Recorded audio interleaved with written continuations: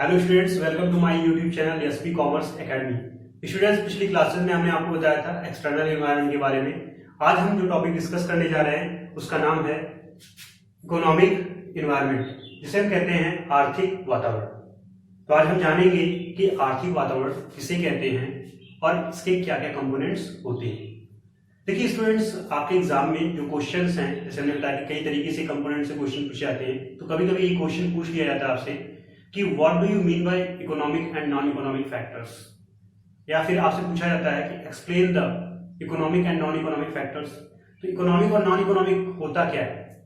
Economic factors जब आपको question पूछेगा कि एक्सप्लेन द इकोनॉमिक फैक्टर्स या component explain the component of economic factors, तो देखिए जब इस तरीके से क्वेश्चन आएगा तो इकोनॉमिक वाले पोर्शन में जो टॉपिक आज हम कवर कर रहे हैं, ये पूरा टॉपिक आपको कवर करना है। जब आपसे नॉन इकोनॉमिक पूछा जाए तो नॉन इकोनॉमिक के केस में जो कल हमने आपको एक्सटर्नल एनवायरनमेंट के बारे में चीजें बताई थी, वो सारी चीजें नॉन इकोनॉमिक एनवायरनमेंट के अंतर्गत आती हैं। तो जब भी आपसे पूछे कि एक्सप्लेन द इकोनॉमिक एनवायरनमेंट, तो आपको यही टॉपिक एक्सप्लेन करना है। तो चलिए आज देखते हैं इकोनॉमिक एनवायरनमेंट क्या होता है। तो देखिए, इकोनॉमिक एनवायरनमेंट की अगर हम बात करें तो वे सभी आर्थिक अवयव जो हमारे व्यवसाय को प्रभावित करते हैं, उन्हें हम आर्थिक वातावरण कहते हैं। All the economic factors which influence our business is called economic environment. For example, economic policy, जिसे हम कहते हैं आर्थिक नीतियां। फॉर एग्जाम्पल के रूप में ले सकते हैं फाइनेंशियल मार्केट, वित्तीय बाजार। एग्जाम्पल के रूप में ले सकते हैं हम इकोनॉमिक कंडीशंस, आर्थिक स्थिति को। उसके साथ ही साथ इकोनॉमिक सिस्टम, आर्थिक प्रणाली। तो ऐसे देखिए कुछ कंपोनेंट है जिनका प्रभाव कहीं ना कहीं हमारे व्यवसाय पे पड़ता है, और ये सारे के सारे पॉइंट किससे संबंध रखते हैं? इकोनॉमी। तो देखिए अब हम डिस्कस करने जा रहे हैं कंपोनेंट ऑफ इकोनॉमिक एनवायरनमेंट के बारे में। मीनिंग क्लियर हो गई होगी आपकी।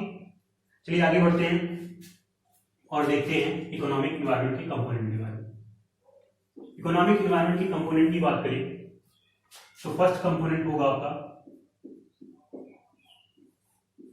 Economic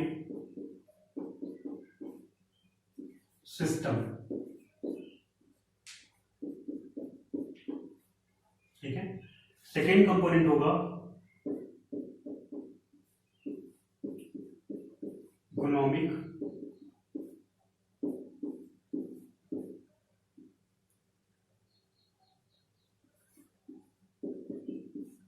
policy. थर्ड कंपोनेंट होगा आपका फाइनेंशियल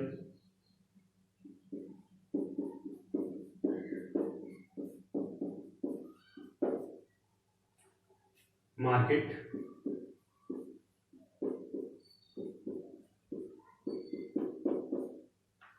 फाइनेंशियल मार्केट। देखिए कंपोनेंट और भी आपका जिसे हम कहते हैं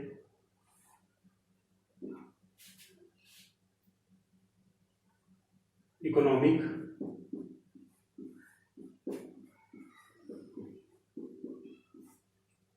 कंडीशंस।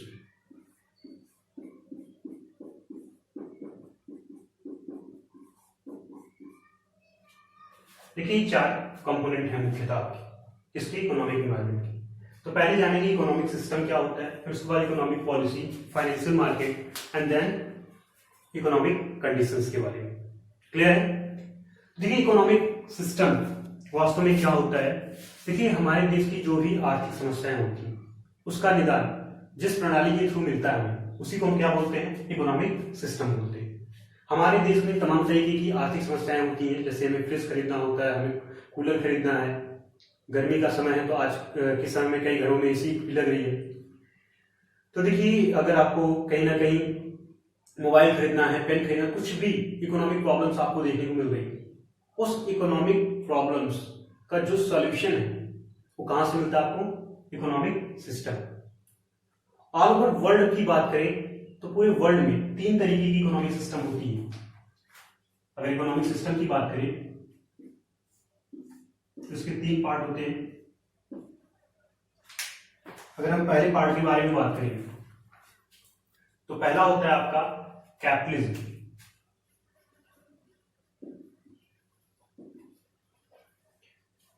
दूसरा होता है सोशलिज्म,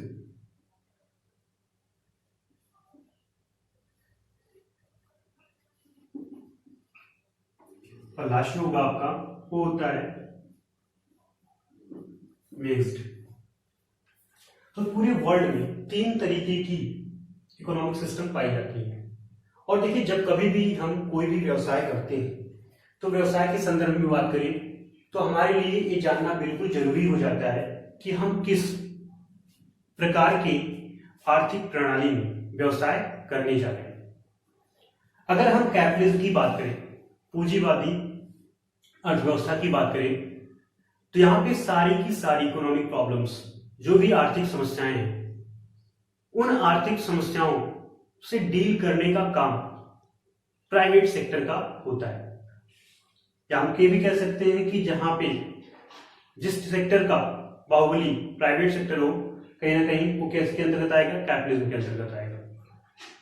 तो पूंजीवादी अर्थव्यवस्था से आशय उस अर्थव्यवस्था से है जहां पे सभी आर्थिक समस्याओं का निदान निजी क्षेत्रों के द्वारा किया जाता है। और दूसरी तरफ अगर हम सोशलिज्म की बात करें तो सोशलिज्म की जो साम्यवादी अर्थव्यवस्था होती है, साम्यवादी अर्थव्यवस्था से तात्पर्य उस अर्थव्यवस्था से है जहां पे सभी प्रकार की आर्थिक समस्याओं का निदान सरकार के द्वारा किया जाता है या पब्लिक सेक्टर के द्वारा किया जाता है। जहां पे सभी आर्थिक समस्याएं सरकार देखती है वो क्या होता है? साम्यवादी होता है। इसके बाद मिक्स की बात करें, जहां पे दोनों मिलकर काम करते हैं, प्राइवेट सेक्टर और पब्लिक सेक्टर। तो यहाँ पे हम ध्यान दें तो कैपिटल में हमें ध्यान देना है प्राइवेट, सोशलिज्म में पब्लिक, और मिक्स्ड इकोनॉमी की बात करें तो both private plus public. Clear है? और अगर इनकी एग्जांपल की बात करें, जैसे कैपिटल की बात करें तो यूएसए, अमेरिका अपने आप में खुद एग्जांपल है। इसी तरीके से ब्रिटेन की बात करें तो कैपिटलिज्म है वहां पे। सोशलिज्म की बात करें तो क्यूबा एक कंट्री है जहां पे आज भी साम्यवादी अर्थव्यवस्था है। ठीक है। मिक्स्ड इकोनॉमी की बात करें तो आपके आसपास के जो पड़ोसी देश हैं, आप एवं आपके जो स्वतः देश है, जैसे भारत की बात करें तो भारत में मिक्स्ड इकोनॉमी है। क्यों मिक्स्ड इकोनॉमी भारत को कहा जाता है, मिश्रित अर्थव्यवस्था क्यों कहा जाता है? देखिए, इसके पीछे भी रीजन क्या है कि भारत में कुछ चीजों या कुछ इकोनॉमिक प्रॉब्लम्स जिनको डील कौन करता है? Private sector. फॉर एग्जाम्पल, आप मोबाइल फोन ले रहे हैं या फिर आप किसी प्रकार की कोई भी वस्तु परचेज कर रहे हैं, तो निजी क्षेत्र के जो लोग हैं, निजी क्षेत्र का मतलब होता है सरकार को छोड़ करके जो भी लोग आपसे मिलते हैं क्या होते हैं? निजी। जैसे अंबानी की बात करें, टाटा, बिरला, डालमिया, रतन, आपके जो और भी उद्योगपति, जो और भी एंटरप्रेन्योर हैं, उनकी बात करें तो अगर वो हमारे आर्थिक समस्याओं का निदान करते हैं तो हम किसमें अंतर्गत आते हैं? पूंजीवादी अर्थव्यवस्था के अंतर्गत। सोशलिज्म की बात करें, साम्यवादी की बात करें तो जैसे हमने क्यूबा के बारे में बात की। अगर मिक्स्ड इकोनॉमी की बात करें तो भारत है। भारत में देखिए, जैसे मैंने बताया कि कुछ चीजें क्या होता है? Private sector. और वहीं पे रेलवे की बात करें तो रेलवे पूरी तरह से भारत सरकार के अंडर में है। ठीक है। माइनिंग की बात करेंगे तो माइनिंग आज भी भारत सरकार के अंडर में है, उसका लाइसेंस भारत सरकार ही देती है आपको माइनिंग का कोई भी काम करने के लिए।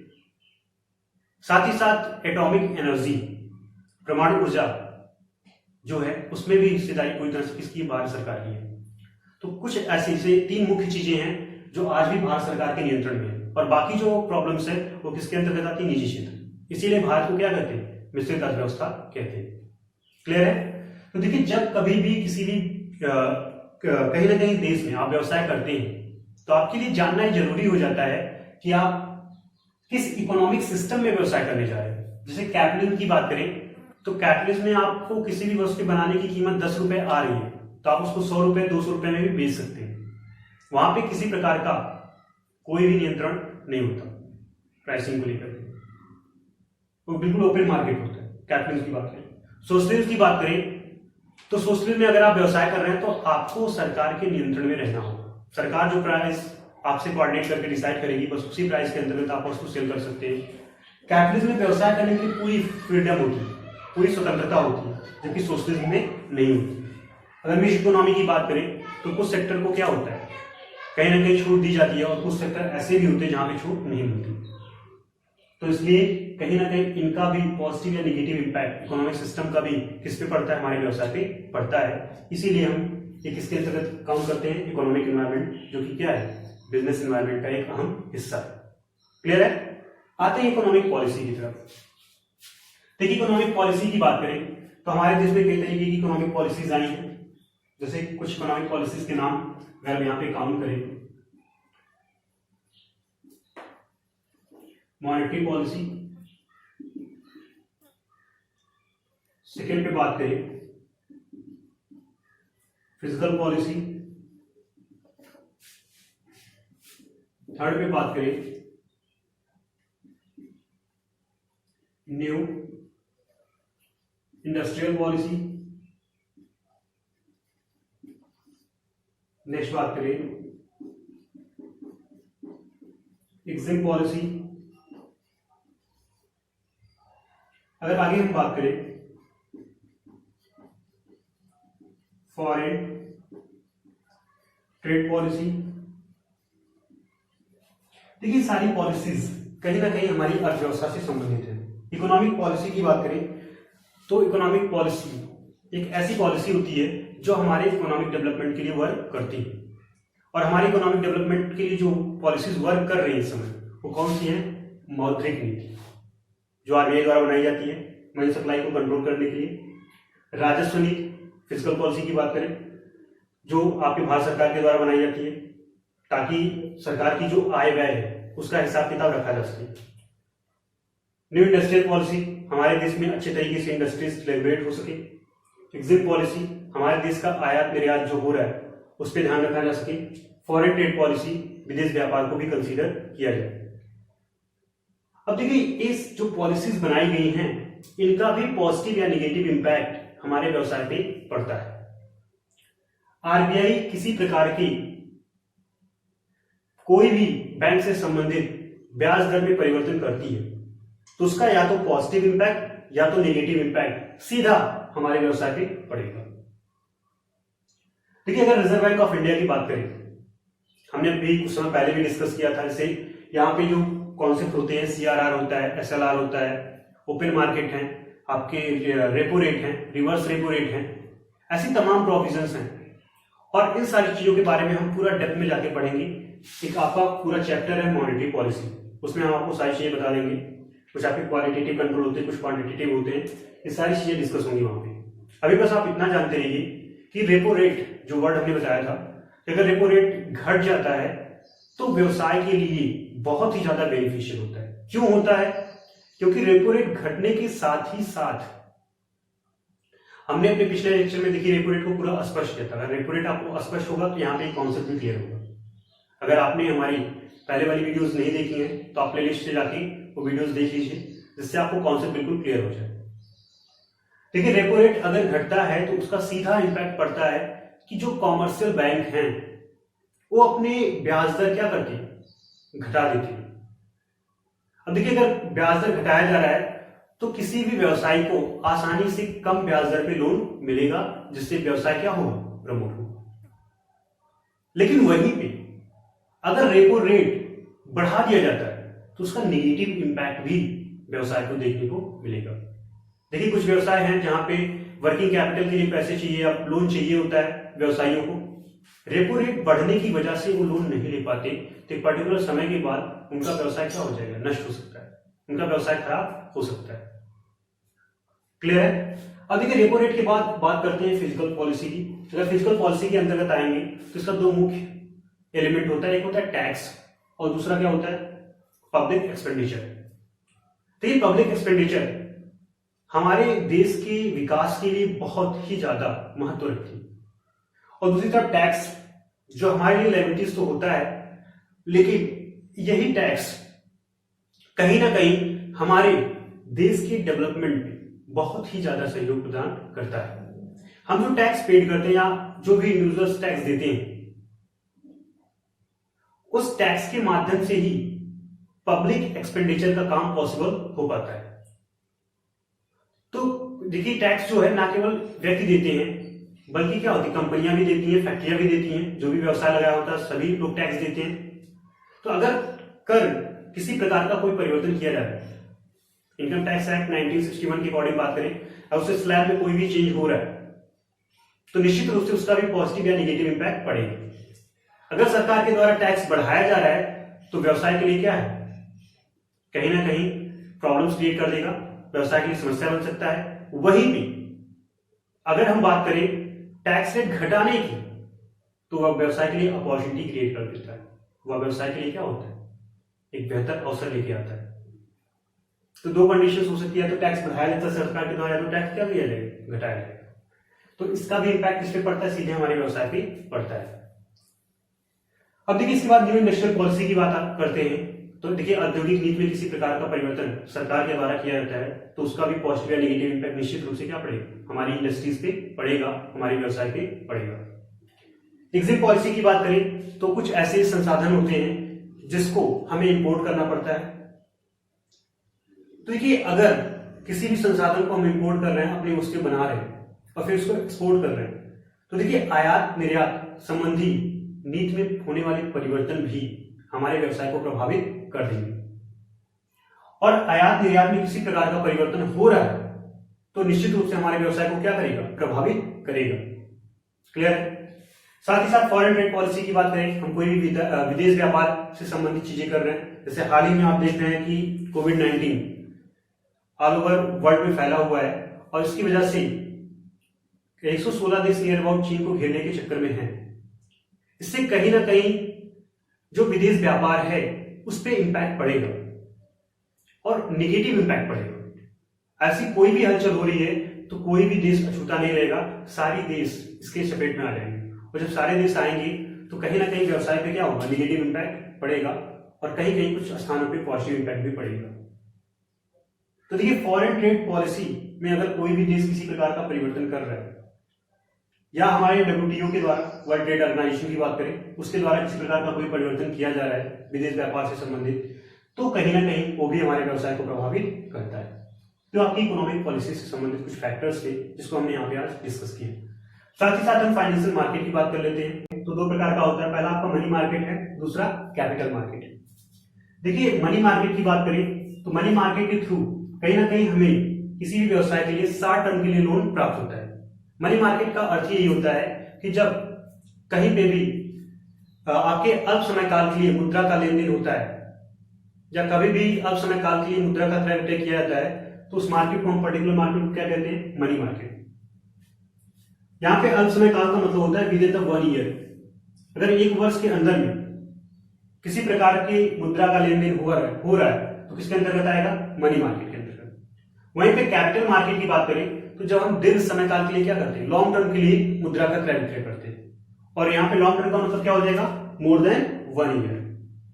अगर हम मनी मार्केट की बात करें जिसके थ्रू हमें पैसे मिल जाते हैं, जैसे आपका ट्रेजरी बिल हुआ, कॉल मनी हुई, कॉमर्शियल पेपर्स हुए, ये सारी चीजें भी कहीं ना कहीं व्यवसाय पे प्रभाव डालती हैं। अगर समय से शॉर्ट टर्म लोन आपको मिल गया तो आप अपने व्यवसाय को आगे कंटिन्यू कर सकते हैं।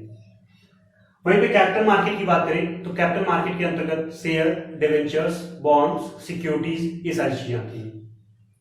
तो देखिए अगर शेयर के माध्यम से किसी भी कंपनी को पैसे चाहिए तो किसके अंतर्गत आएगा, कैपिटल मार्केट। अगर हम मनी मार्केट की बात करें तो मनी मार्केट पे डायरेक्टली इनडायरेक्टली RBI का कंट्रोल होता है, रिजर्व बैंक ऑफ इंडिया का। वहीं पे कैपिटल मार्केट की बात करें तो कैपिटल मार्केट पे जो नियंत्रण करता है उसका नाम, उस संस्था का नाम है SEBI, security and exchange board of India. Clear है। अब इसके बाद आते हैं इकोनॉमिक कंडीशंस पे। देखिए व्यवसाय काफी हद तक इस बात पर भी निर्भर करता है कि पर्टिकुलर कंट्री की इकोनॉमिक कंडीशंस कैसी हैं। अगर उस पर्टिकुलर कंट्री की इकोनॉमिक कंडीशंस अच्छी होंगी तो निश्चित रूप से वहां पे व्यवसाय आसानी से किया जा सकता है।